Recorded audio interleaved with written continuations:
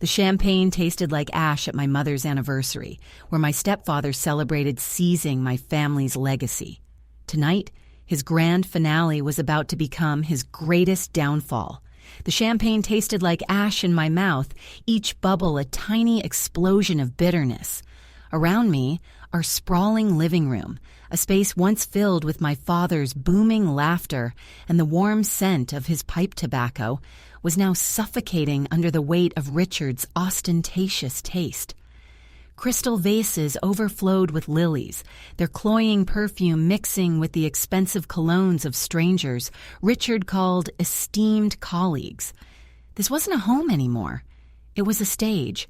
And tonight was the grand finale of a 5-year performance. Richard, my stepfather, was holding court by the grand fireplace my father had built with his own 2 hands. He was a man poured into a suit a size too small, his practiced charm oozing from every pore. He had a way of touching people. A hand on the shoulder, a light squeeze of the arm that wasn't friendly but proprietary. He was marking his territory. And his most prized territory, my mother, was draped on his arm, her eyes shining with a desperate manufactured brilliance. It was their 10th wedding anniversary. To me, it was the 10th anniversary of the day my world began to crumble.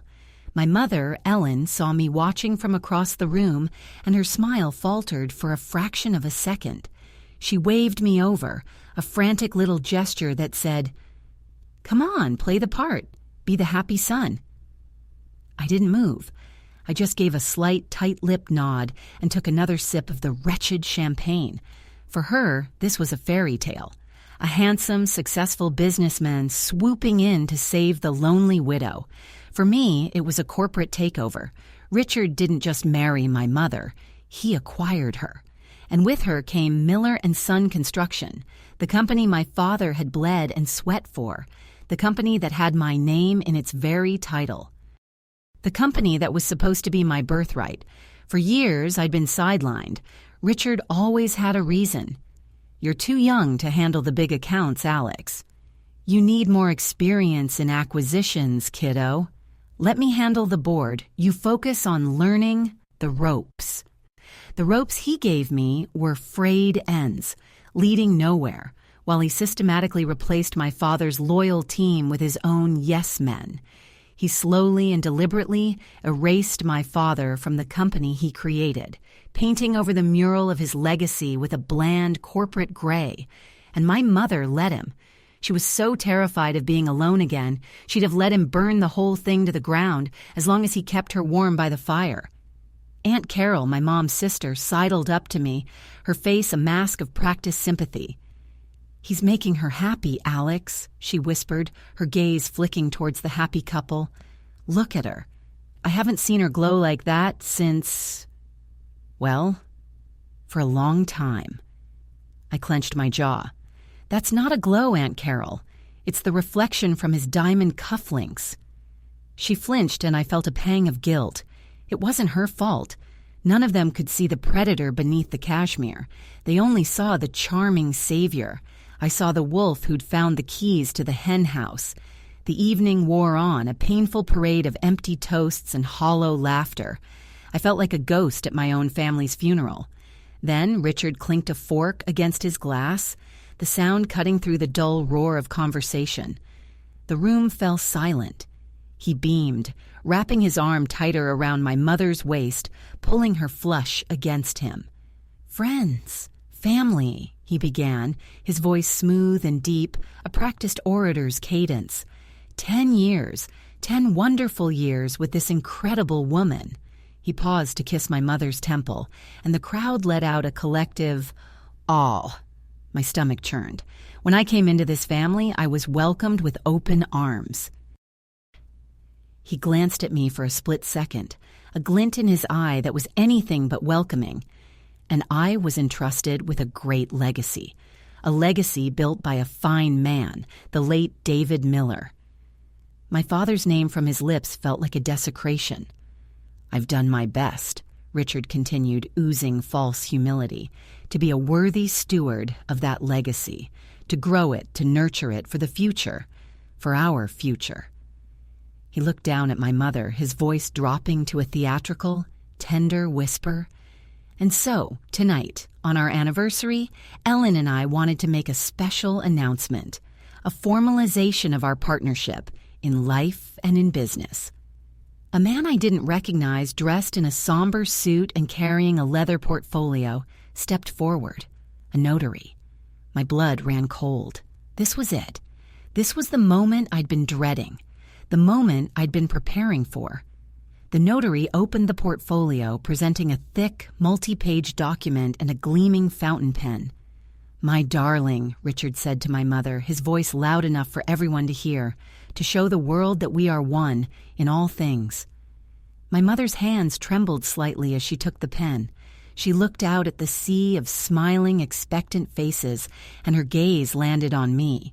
For a moment, a flicker of doubt crossed her features, a memory of a different life, a different promise, a promise made by my father to me in his workshop, the smell of sawdust in the air, that one day Miller and Son would be Miller and Sons.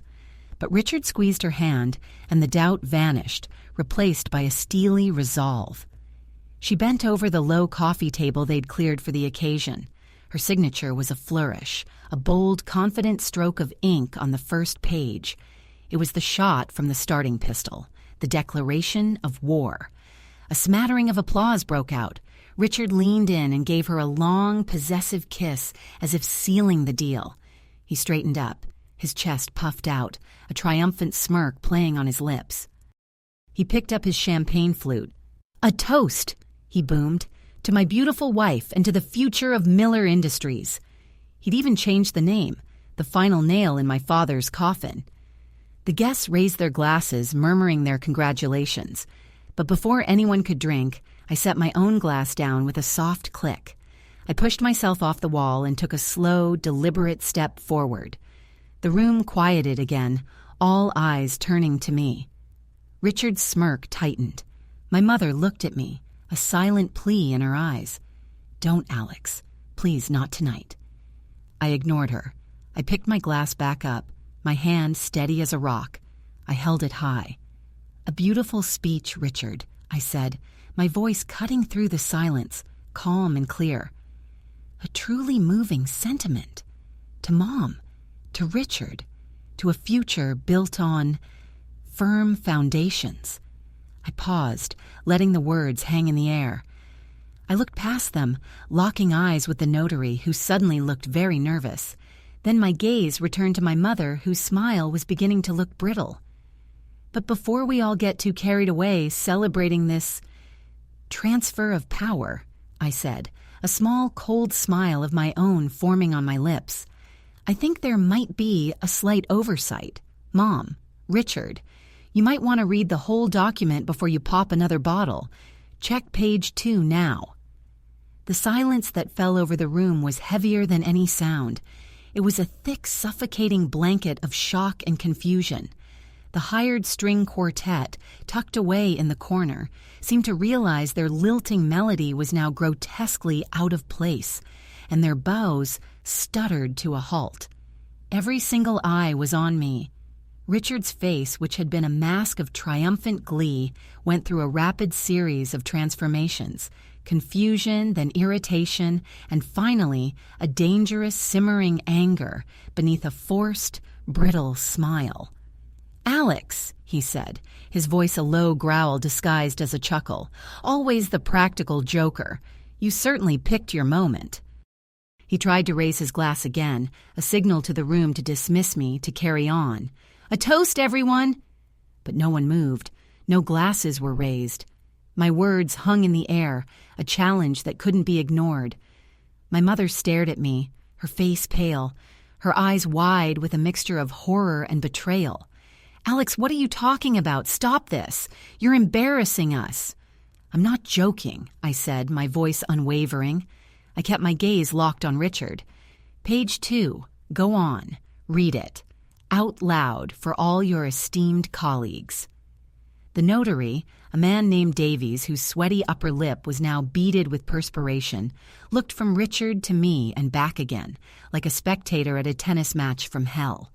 He was clutching the leather portfolio to his chest as if it contained state secrets. Richard's jovial facade finally cracked. He shot a venomous look at Davies. "It's a prank. My stepson has a juvenile sense of humor." He then turned his charm on the room. "Apologies, everyone. A little family. Drama. Nothing to worry about." But it was too late.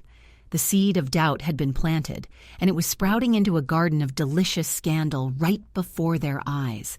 Aunt Carol was clutching her pearls, her mouth a perfect O of shock. The whispers started, a low hiss that spread through the room. "Mr. Davies," I said, my voice sharp and authoritative, a tone I'd inherited from my father that I rarely used. "You have a professional obligation. Please confirm for my mother what she has just signed." Pinned, Davies swallowed hard. His hands trembled as he opened the portfolio again, laying the document flat on the table. Richard took a step towards him, a silent, menacing threat, but Davies flinched and flipped to the second page. His eyes scanned the text, and I watched as the color drained from his face. He looked up, his expression one of pure terror, his gaze flicking to Richard. "Well?" I prompted. Davies cleared his throat. He began to read, his voice barely a whisper, but in the dead silent room it sounded like a shout. Clause 4B. In accordance with the original Miller and Son bylaws, any transfer of majority ownership or controlling interest to a non-lineal descendant, he faltered, looking at Richard, who was now stock still, his knuckles white where he gripped his champagne flute. "Go on," I insisted. "Triggers an immediate and mandatory forensic audit of the company's complete financial records for the preceding 60 months. The audit is to be conducted by an independent firm, pre-selected and held in retainer by the minority shareholder." Davies' voice trailed off as he looked at me. "Mr. Alex Miller." The collective gasp from the guests was almost comical. The implications were clear. An audit wasn't a celebration. It was an investigation. It was an accusation. Richard didn't move, didn't breathe. The charming mask was gone, replaced by the face of a cornered animal. My mother just stared at the paper, then at me, her expression crumbling into utter confusion. "Alex, what does that mean? Why would you do that?" "He didn't do it, Ellen. It's a forgery." Richard finally exploded, slamming his glass down on a side table with such force that the stem snapped. Champagne sloshed onto the polished wood. "This document has been tampered with. I'll have him arrested. I'll have you disbarred." He snarled at the terrified notary. I let out a short, humorless laugh. "Tampered with? Richard, that's a serious accusation." I took a step closer, feeling a strange sense of calm settle over me. This was my territory now. Funny thing about that, the final draft of this document, including page 2, was delivered to your office for review 48 hours ago. My lawyer, Mr. Harrison, you remember him, Dad's old friend, has a signed receipt from your secretary. He also has a notarized copy of the exact version you were sent. It seems, in your rush to seize my father's legacy, you forgot the most important rule of business: always read the fine print. The finality in my voice hit him like a physical blow. He knew I had him. His arrogance, his belief that I was a powerless, grieving boy he could sideline, had been his undoing. He had been so sure of his victory, he didn't even bother to read the terms of surrender. The party died instantly. It was a swift, brutal death. Guests started murmuring excuses, avoiding our eyes as they collected their coats and slipped out into the night, their heads buzzing with the juiciest gossip of the year. Within 15 minutes, the grand living room was empty, save for the three of us. My mother was now weeping quietly, her hands covering her face. Richard was pacing in front of the fireplace, a caged tiger, his tailored suit suddenly looking like a cheap costume. The air crackled with unspoken fury. "How could you?" my mother finally whispered, lowering her hands. Her face was tear-streaked and full of pain. How could you do this to me? On our anniversary? He saved this family, Alex. He saved this company from collapsing after your father, after he was gone. And you do this. You try to ruin him? He didn't save the company, Mom, I said, my voice softer now but firm. He plundered it. He's been bleeding it dry for 5 years, and I can prove it. Lies! Richard roared, spinning to face me. He stalked towards me until he was inches from my face, his own contorted with rage. You pathetic little brat, you think you're clever? You think this little stunt is going to stop anything? I'll bury you. I'll bury you in legal fees. I'll tie up that audit in court for a decade.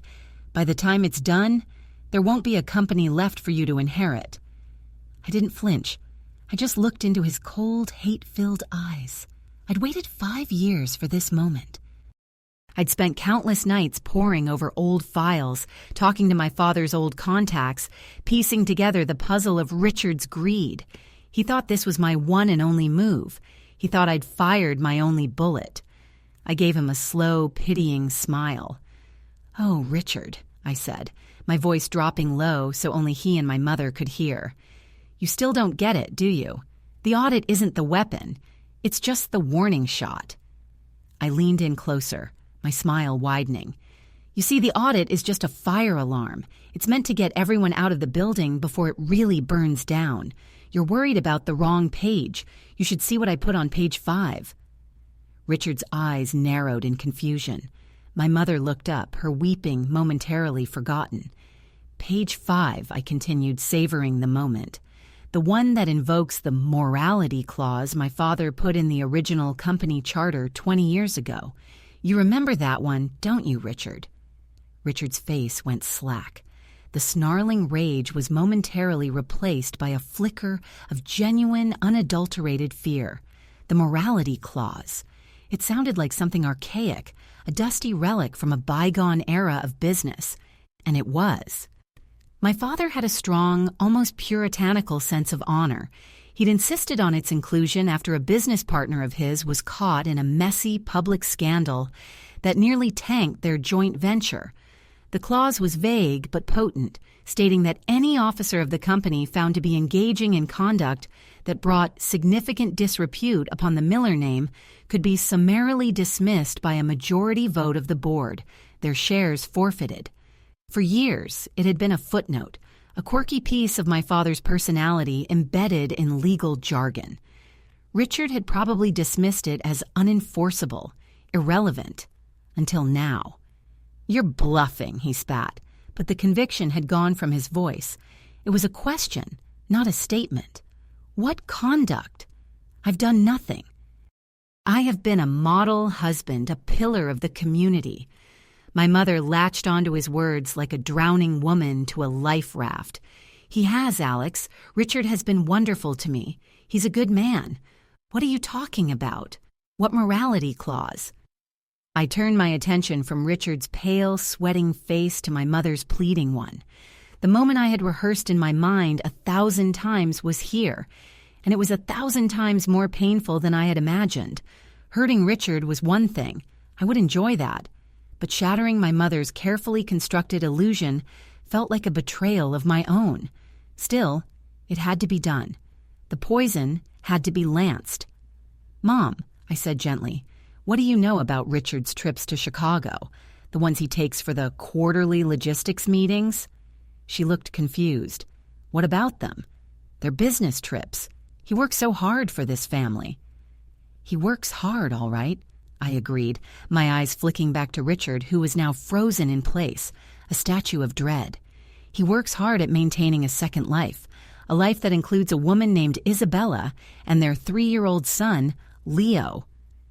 The name hung in the air, heavy and poisonous. My mother just stared at me, her brain refusing to process the words.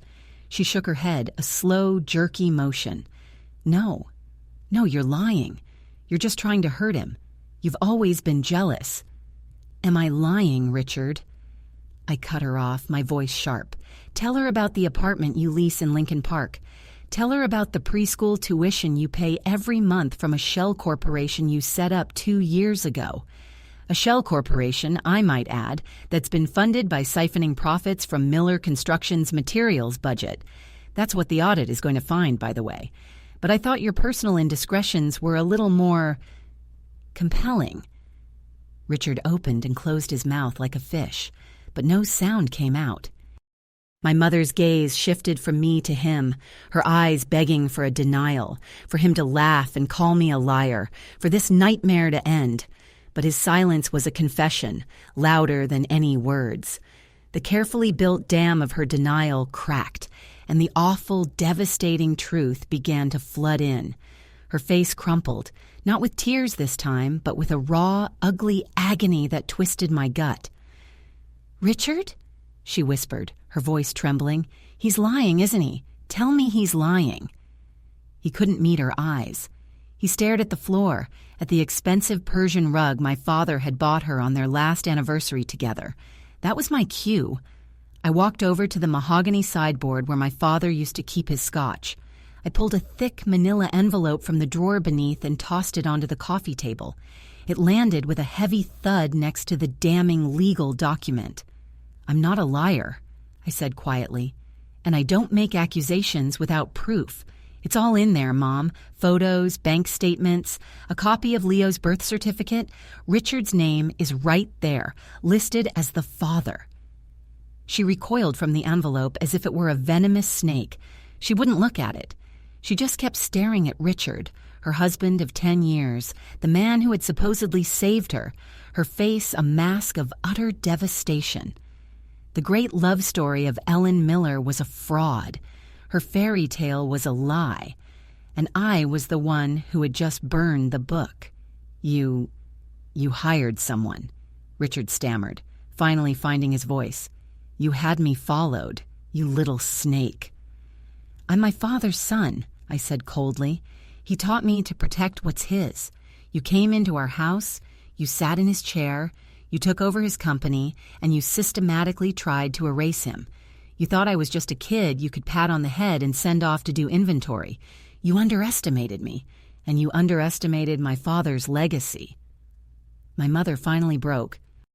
A gut-wrenching sob escaped her, and she sank onto the sofa, wrapping her arms around herself as if to hold her shattered pieces together. The sound was agonizing. For a moment, I felt a wave of regret so powerful it almost buckled my knees. But then I looked at Richard, at his pathetic cornered expression, and the steel returned to my spine. This was necessary. It was surgery without anesthetic. He saw the shift in my mother, and a flicker of his old arrogance returned. He saw her pain not as a tragedy, but as an opportunity. He moved towards her, his hands outstretched, his face shifting into a mask of contrived remorse. "Ellen, darling, I can explain. It's not what he says, it's complicated. She meant nothing. It was a mistake." "Don't touch her," I warned, my voice low and dangerous. He ignored me, kneeling in front of her, trying to take her hands. "Ellen, listen to me. We can fix this. It's him. He's trying to tear us apart." But his touch seemed to break the spell. My mother snatched her hands away and scrambled back on the sofa, away from him. "Get away from me," she whispered, her eyes wide with revulsion. He faltered, seeing that his usual manipulations weren't working. He stood up, turning his fury back on me. "You've done it now. You've destroyed your own mother just to get back at me. I hope you're happy." "I'm not happy," I said, my voice heavy. "But for the first time in 5 years, I can see a path to justice. And this is just the beginning." I gestured toward the documents on the table. Page 2 triggers the audit. Page 5 gives the board grounds for your dismissal.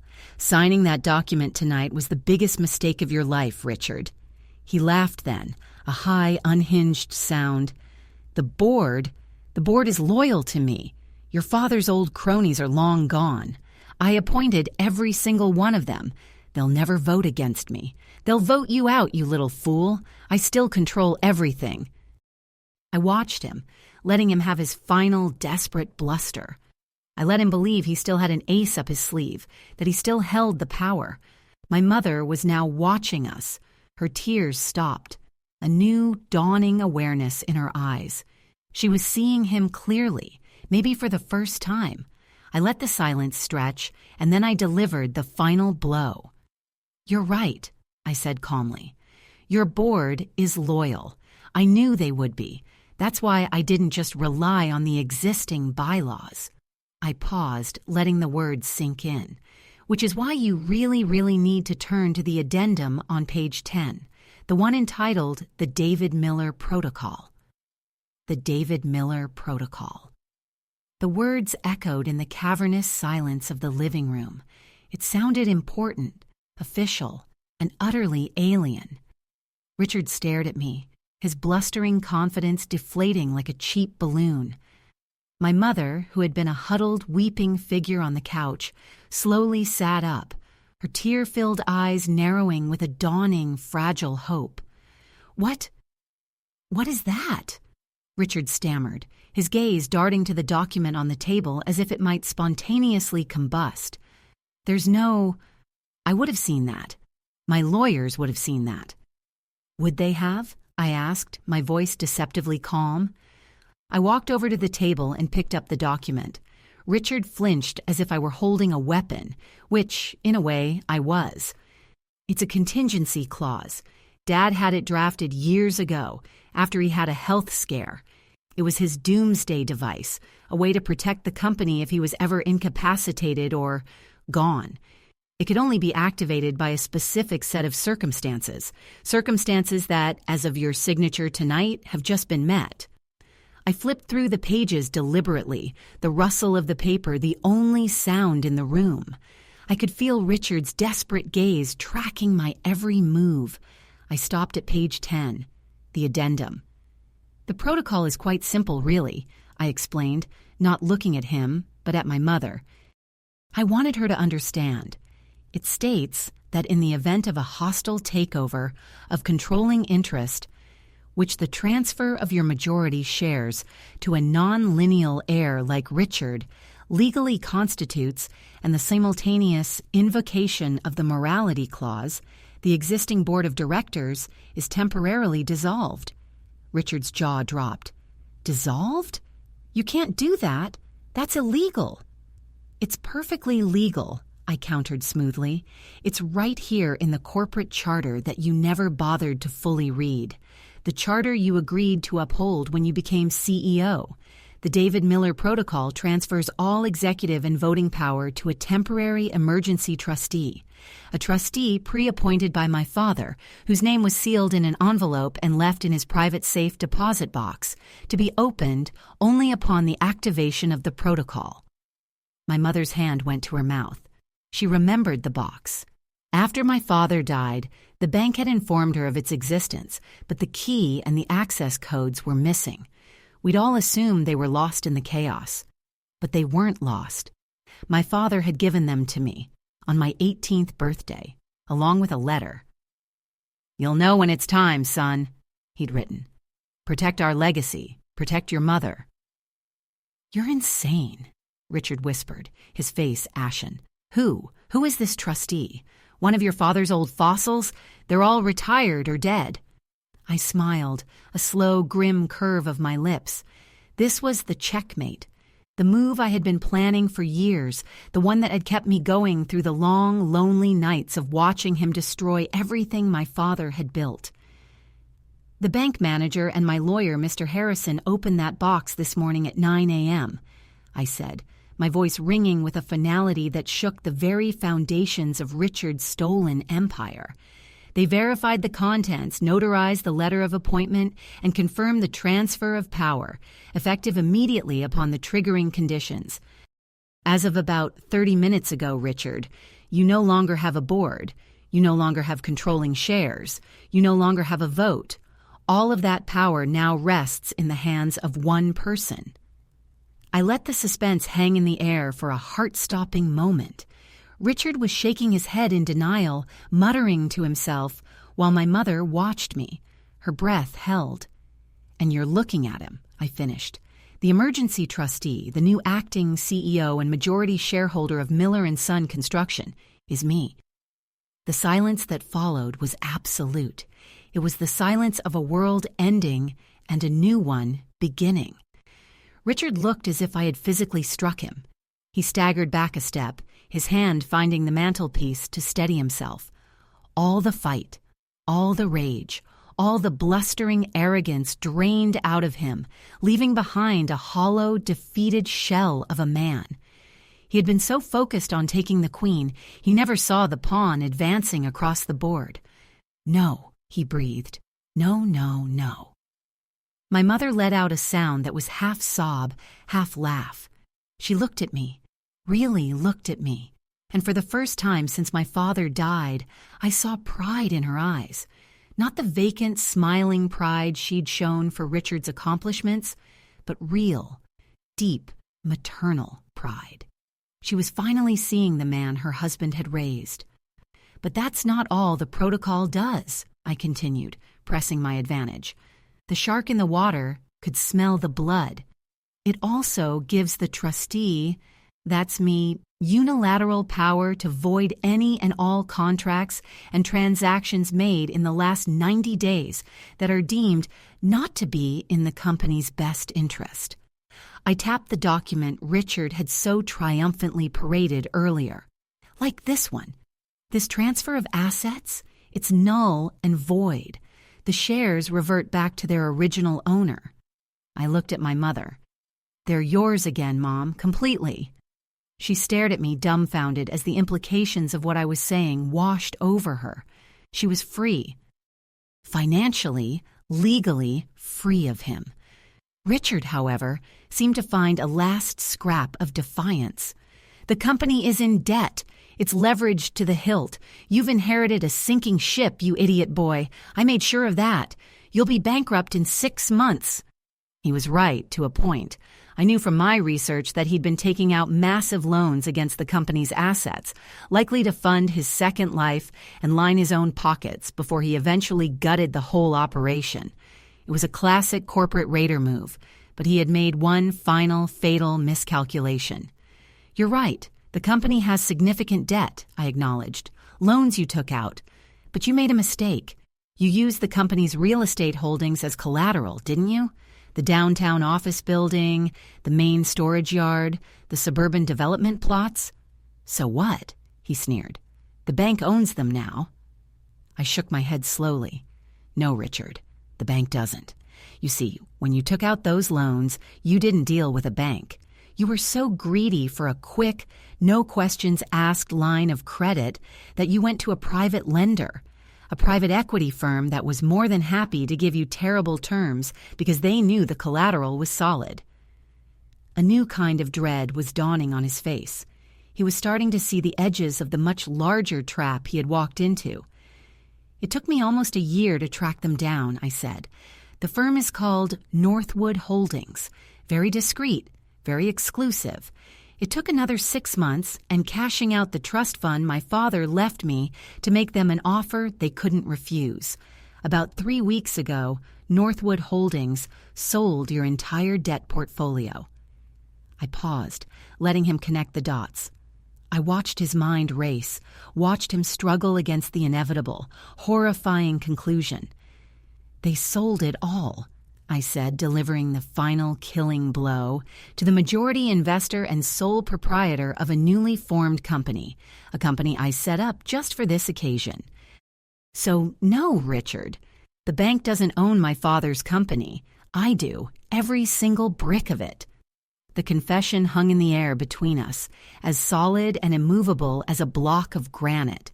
Richard's face, which had cycled through a full spectrum of rage and fear, now settled on a shade of gray I'd only ever seen on corpses. The intricate web of lies, theft, and betrayal he had spent a decade weaving had not just been unraveled. I had used his own threads to weave a net that was now tightening around his throat. He had thought he was a wolf, but he had been nothing more than a rat in a maze of my design. You bought my debt?" he whispered, the words barely audible. The concept was so audacious, so far beyond what he thought me capable of, that his mind seemed to be short-circuiting. "I prefer to think of it as buying back my family's company," I corrected him. "With interest, Every dollar you borrowed, every asset you leveraged, you did it on my dime. For the last 3 weeks, every breath you've taken as CEO has been because I allowed it. I own the loans, Richard, which means I own you."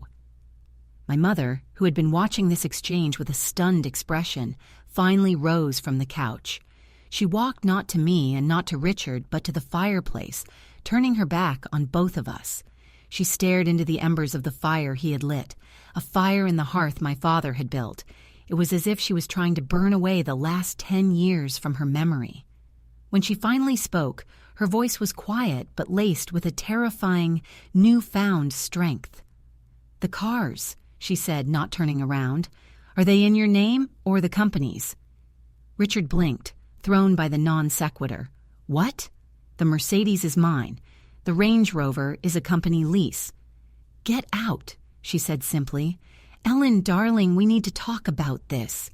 "There is nothing to talk about," she interrupted, her voice gaining volume and clarity.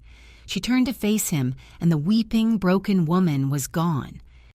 In her place was a stranger, someone with my father's fire in her eyes. "Your clothes are in designer bags. Your watches are in a safe. Take them. Take your personal effects and get out of my house." "Our house," he corrected weakly, a pathetic attempt to reclaim some ground. "No," she said, her voice like ice. "David's house. And now my house. You have 30 minutes to collect your things. Alex will escort you. If you are not gone by then, I will call the police and have you removed for trespassing." The finality in her tone was absolute. Richard looked from her cold, resolute face to my implacable one. He saw no weakness, no opening, no way to squirm out of this. The game was over. He had lost. Without another word, his shoulders slumped in utter defeat, and he turned and walked towards the grand staircase, a ghost in his own stolen palace. I followed a few paces behind, my arms crossed, making sure he didn't try anything. The victorious son guarding his reclaimed kingdom. We walked in silence up the stairs and into the master bedroom.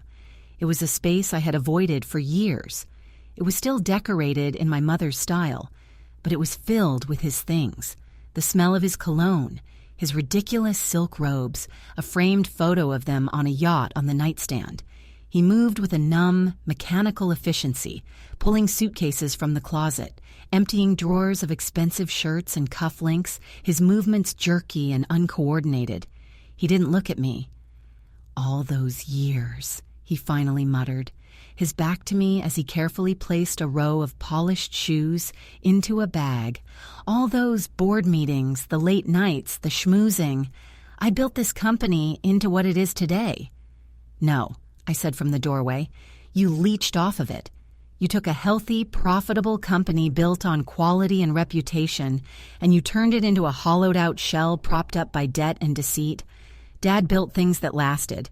You just built a house of cards." He zipped the last suitcase with a vicious tug. He turned to face me, and for a moment I saw a flicker of the old, snarling Richard. "She'll take me back. You'll see. When the money gets tight, when she's lonely, she'll come crawling back. She can't be alone." "You're wrong," I said, with a certainty that surprised even myself. "You didn't save her from being alone. You just made her loneliness invisible for a while. There's a difference. The woman you see downstairs right now, that's the woman my father married. You just reminded her of who she is. And for that, I suppose I should thank you." His face twisted in a sneer, and he hefted his bags. I followed him back down the stairs. My mother was still standing by the fireplace, a sentinel in her own home. She didn't even look at him as he walked past her towards the front door. He paused at the threshold, turning for one last pathetic plea. "Ellen." She didn't respond. She just continued to stare into the fire. Defeated, he turned and walked out, pulling the heavy oak door shut behind him. The click of the latch echoed in the sudden, profound silence. For a long moment, none of us moved. The party decorations looked garish and absurd now, relics of a life that had just ended. The scent of lilies was cloying and funereal. Slowly, my mother turned from the fire. Her eyes met mine across the room. There were a million things to say, a decade of pain and misunderstanding hanging between us, but all she said was, "Your father would be so proud of you." Tears I didn't know I was holding back pricked at my eyes. I gave her a small, watery smile. He taught me everything I know. The next few days were a blur of legal activity. Mr. Harrison, my father's old lawyer and my staunchest ally, moved with surgical precision. The David Miller Protocol was officially enacted. The old board was dismissed. I was installed as acting CEO. The locks were changed at the office. Richard's corporate accounts were frozen. The forensic audit began, and within 48 hours, it was already uncovering a pattern of embezzlement so blatant it was almost comical. He hadn't just been siphoning money, he'd been draining the company with a fire hose. My mother, meanwhile, was a revelation. The fragile, dependent woman I had known for 10 years was gone. She moved through the house with a purpose I hadn't seen since I was a child, packing away every trace of Richard, donating his clothes, and rearranging the furniture to the way it had been when my father was alive. It was a reclaiming, an exorcism. We didn't talk much about what happened. The wounds were too raw, but a new, quiet understanding was growing between us. A week after the disastrous anniversary party, I was in my father's old office, sitting in his chair for the first time. It felt too big for me. The desk was a mountain of files and preliminary audit reports. Mr. Harrison sat opposite me, a grim but satisfied look on his face. "The scale of his fraud is impressive," the old lawyer said, adjusting his glasses. "Shell corporations, falsified invoices, ghost employees. He was getting ready to file for bankruptcy, pay himself a massive executive bonus, and let the whole thing collapse. He would have walked away with millions, leaving the creditors with a carcass. And my mother with nothing," I added quietly. "And your mother with nothing," he agreed. "But we have him now, Alex. The district attorney's office is very interested in this audit. There will be criminal charges." I nodded, feeling a cold sense of satisfaction. It wasn't just about the company anymore. It was about justice. Richard wasn't just going to be poor. He was going to prison. Just then, my assistant buzzed through on the intercom. "Mr. Miller, there's a woman here to see you. She says it's urgent. A Ms. Isabella Rossi." My blood ran cold. Isabella, the other woman, the mother of Richard's other child. I looked at Mr. Harrison, who raised an eyebrow. "Should I have security see her out?" my assistant asked. My first instinct was to say yes, to refuse to see this woman who was a living, breathing symbol of Richard's betrayal. But curiosity and a strange sense of foreboding got the better of me. What could she possibly want from me? "No," I said into the intercom, my voice steady. "Send her in." The door opened, and Isabella Rossi stepped into my father's office. She was not what I had expected. The private investigator's photos had been grainy, taken from a distance, painting a picture of a generic, shadowy figure. In person, she was striking, with dark, intelligent eyes that held no malice, only a profound, bone-deep weariness. She was dressed simply in jeans and a worn but clean coat, and she clutched the strap of a large, practical handbag as if it were a lifeline. She looked around the office at the mahogany paneling and the blueprints of my father's early projects with a kind of nervous awe. "Mr. Miller?" she said, her voice softer than I imagined. "Thank you for seeing me. I know this is unorthodox." I gestured to the chair opposite my desk, the one Mr. Harrison had just vacated. He gave me a questioning look, and I gave a slight nod to indicate he should stay. He settled back into his seat, his lawyerly instincts on high alert. "Ms. Rossi," I said, keeping my tone neutral, "I'll be honest, you're the last person I expected to see." She gave a wry, humorless smile. "I'm sure. I imagine you have a certain picture of me in your head." She sat down, perching on the edge of the chair, not allowing herself to relax. I'm not here to make excuses for Richard or for myself. I made a mistake a long time ago, and I've been paying for it ever since." Her directness was disarming. I had prepared myself for a confrontation, for pleas or threats. This quiet, dignified sorrow was not on my list of possibilities. "Why are you here?" I asked bluntly. She took a deep breath, and her eyes met mine. They were clear, unflinching.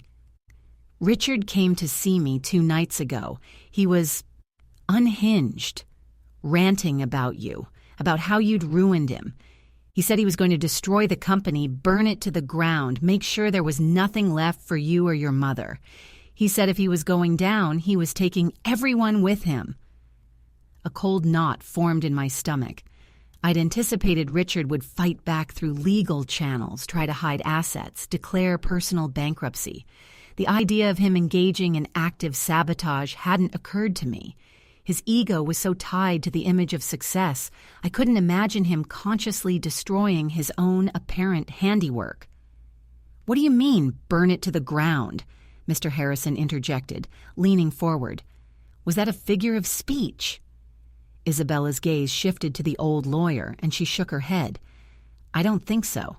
He was talking about the quarries, the 2 granite quarries the company owns upstate. He said they were the company's biggest uninsured assets, and that a little accident could set off a chain reaction that would bankrupt the business for good.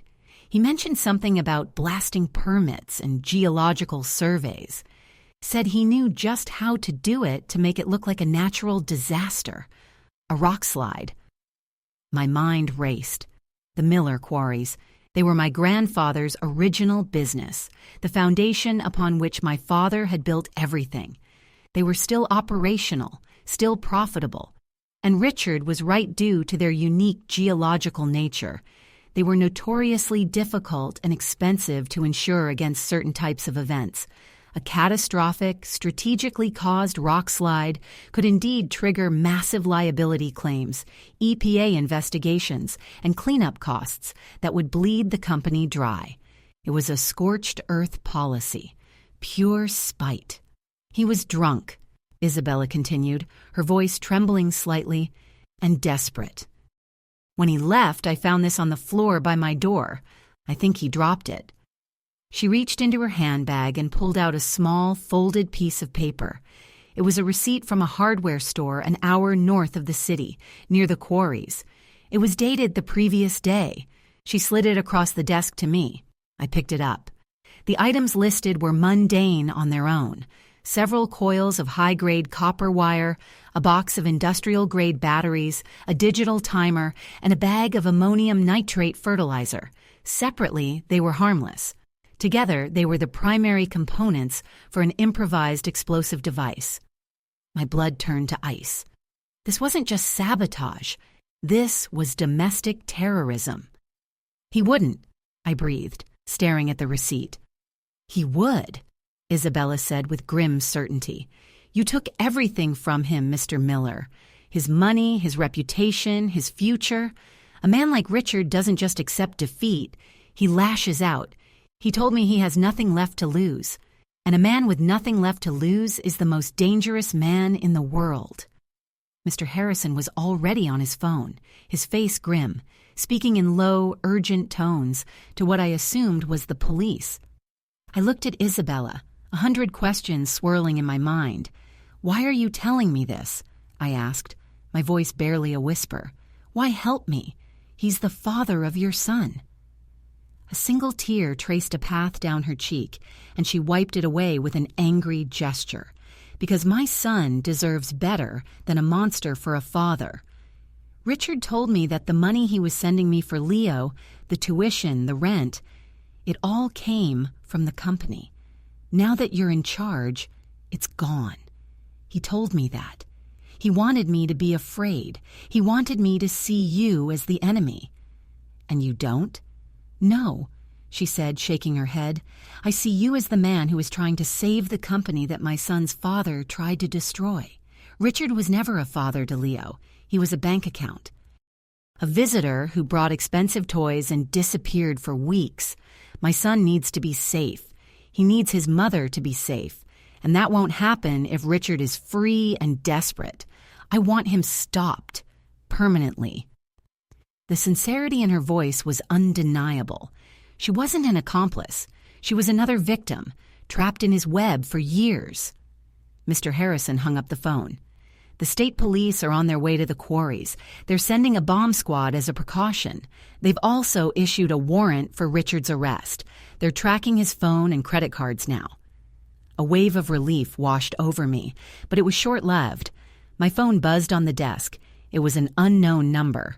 On instinct, I answered it, putting it on speaker. "You think you're so clever, don't you, you little bastard?" Richard's voice, tinny and distorted, filled the office. He was breathing heavily, and I could hear the rush of wind in the background. He was in a car, driving fast.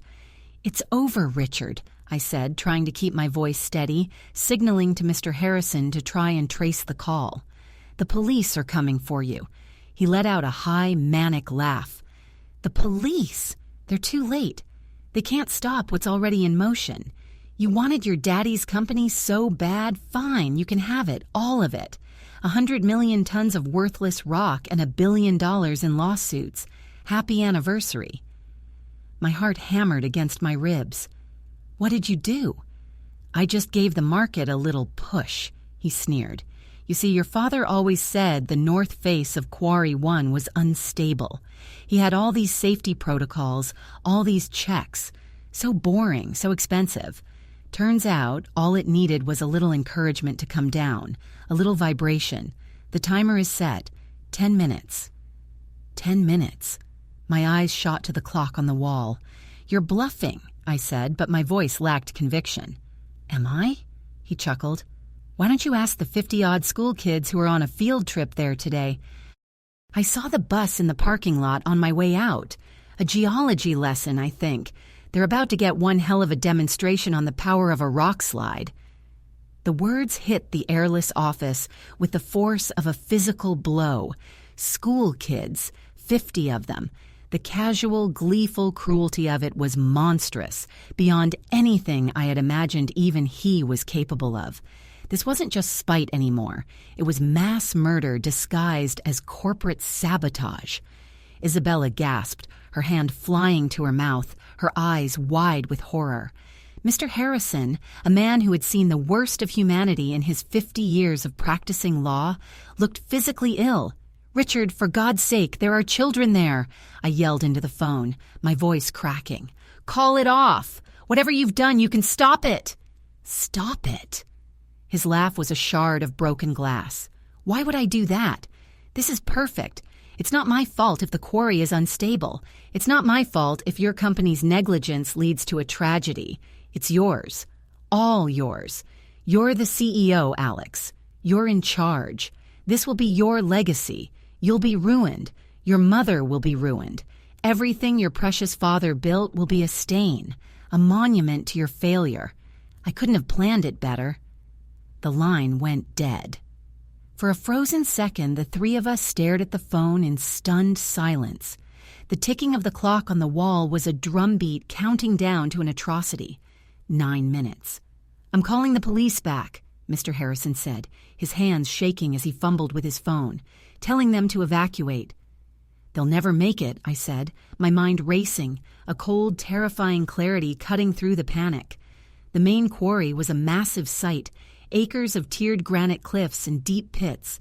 The north face was the most remote section, accessible only by a narrow service road. An evacuation of 50 children in under 9 minutes was impossible. "They won't know where to look." He could have planted a dozen devices. "We have to do something now." I stood up, grabbing my keys and jacket. "Alex, what are you doing?" Mr. Harrison demanded. "You can't go there. It's a crime scene."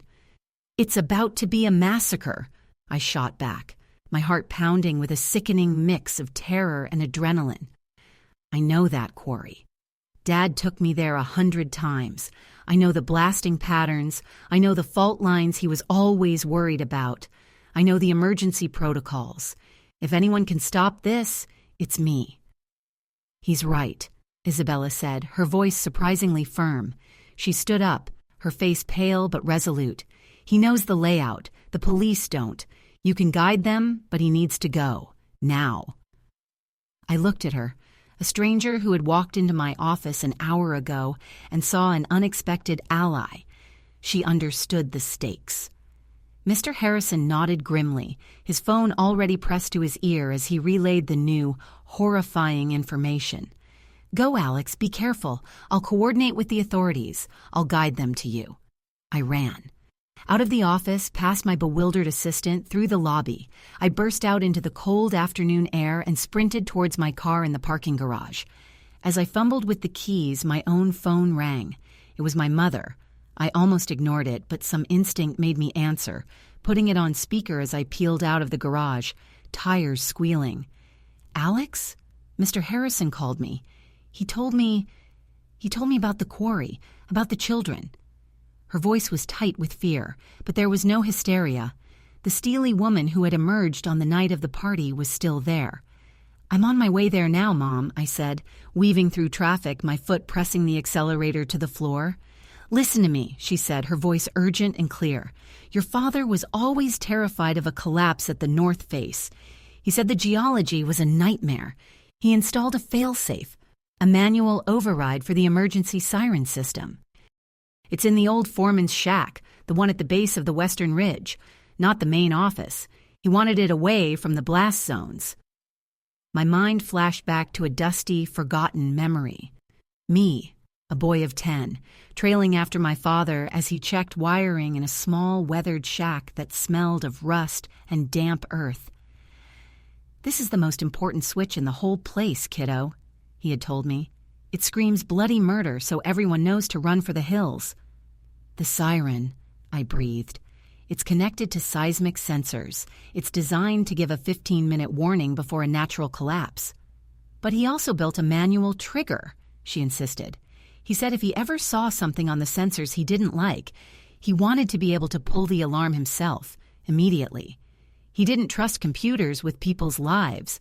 It's a big red lever on a panel inside the shack. Alex, if you can get to it, you can warn them. They'll have a few minutes to get to the safety bunkers. 7 minutes.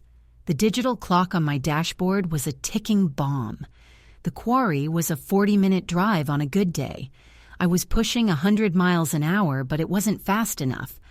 Mom, I'm not going to make it to the quarry in time, I said, the words tasting like acid.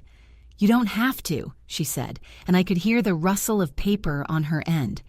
You're not going to the main entrance. You're going to the old access gate on Route 7. Your father had a key hidden under the loose stone in the right-hand gatepost. It leads directly to the service road for the Western Ridge. It'll cut 20 minutes off your drive. Hope, fierce and desperate, surged through me. Of course, my dad, the king of contingencies, the master of fail-safes. Even from the grave, he was guiding me, protecting his people. I swerved onto the highway, cutting off a semi that blared its horn in protest. I barely noticed. I was a man possessed, fueled by adrenaline and a dead man's instructions. The minutes bled away. 6. 5. My knuckles were white on the steering wheel.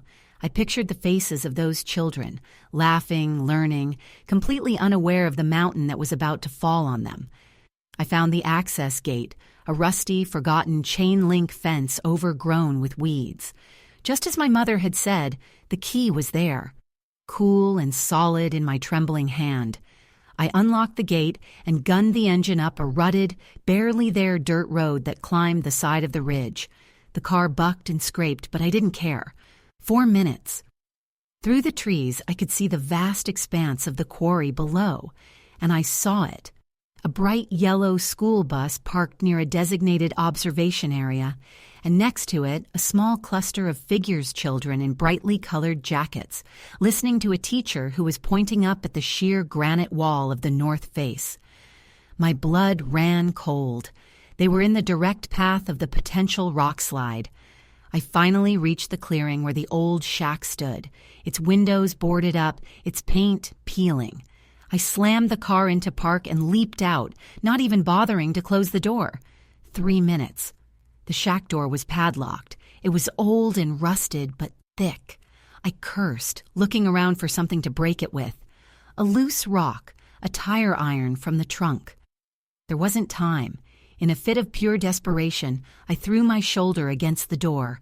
The wood groaned but held. I did it again, roaring with effort. The old frame splintered and the door flew inward. I stumbled into the musty darkness. It was just as I remembered. A dusty desk, an old map of the quarry on the wall, and against the far wall, a metal panel. And on that panel, covered in a thin layer of grime, was a large red cast-iron lever. 2 minutes. I lunged for it, my heart threatening to explode in my chest. My hands closed around the cold metal. I pulled. It was stiff, frozen from years of disuse.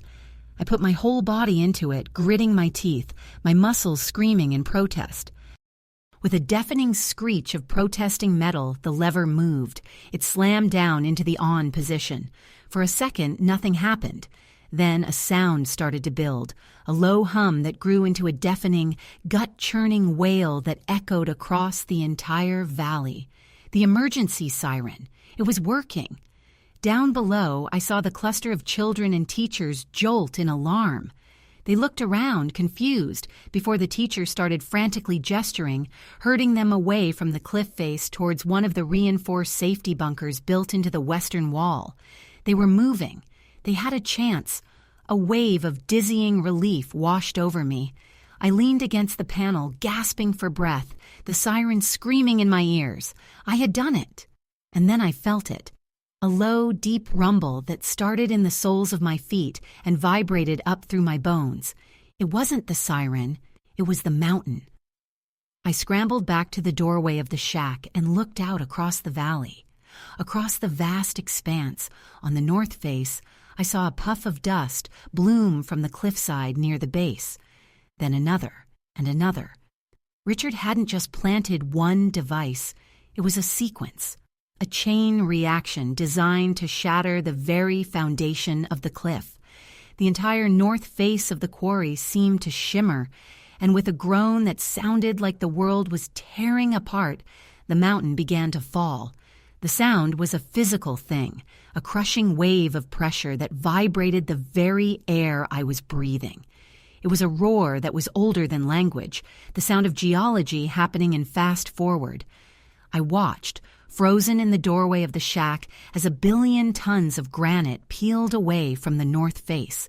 It didn't fall so much as it flowed, a river of rock and earth pouring down into the pit, kicking up a tidal wave of dust that billowed towards the sky, blotting out the afternoon sun. My eyes darted to the yellow bus, to the spot where the children had been. They were gone. The teacher, a hero whose name I would never know, had gotten them into the safety bunker just in time. The reinforced concrete entrance was now being pelted with smaller rocks and debris, but it was holding. They were safe. The siren, my father's fail-safe, had worked. The ground beneath my feet shook violently as the main slide hit the quarry floor, the impact sending a tremor through the ridge I was on. A shower of dust and small stones rained down through the trees around me. The world became a maelstrom of gray dust and deafening noise. I stumbled back inside the shack, covering my mouth and nose with my jacket, my eyes stinging. The roaring went on for what felt like an eternity, the mountain screaming its death agony. Then gradually the rumbling subsided, replaced by the lingering echo and the hiss of settling dust. The siren, its job done, finally wound down, its wail dying with a mournful sigh, leaving a ringing in my ears. The silence that followed was profound, absolute. It was the silence of a changed landscape. I stumbled out of the shack into a world painted gray. A thick blanket of dust covered everything, the trees, my car, the ground. It hung in the air like a dense fog, making it hard to breathe. Across the valley, the familiar shape of the north face was gone, replaced by a raw, bleeding scar of fresh rock. The pit below was a chaotic jumble of newly broken stone. Miller Quarry 1 would never be the same. The flashing lights of emergency vehicles appeared at the main gate far below. their sirens, which would have seemed loud moments ago, now sounding like pathetic squeaks in the face of the mountain's roar. The cavalry had arrived, but the battle was already over. It took hours for the dust to settle, literally and figuratively. I was checked over by paramedics, gave a frantic, detailed statement to a grim-faced state police captain, and watched as the shaken but unharmed children were escorted from the bunker and onto a new bus to be taken back to their parents. The teacher found me, her face smudged with dirt, and hugged me with a strength that belied her small frame. "That siren," she said, her voice choked with emotion. "It saved our lives. Thank you." I could only nod, my own throat too tight for words.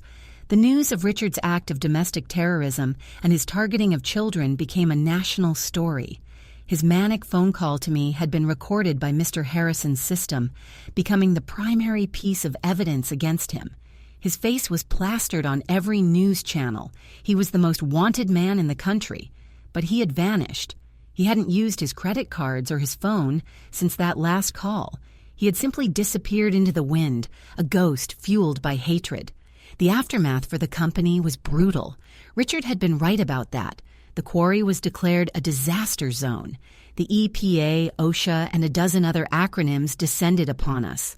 Lawsuits from neighboring properties with structural damage began to pile up. The company's accounts were frozen, not by me, but by the state, pending the investigation. We were on the brink of the very collapse Richard had orchestrated. In the midst of this chaos, my mother was my rock.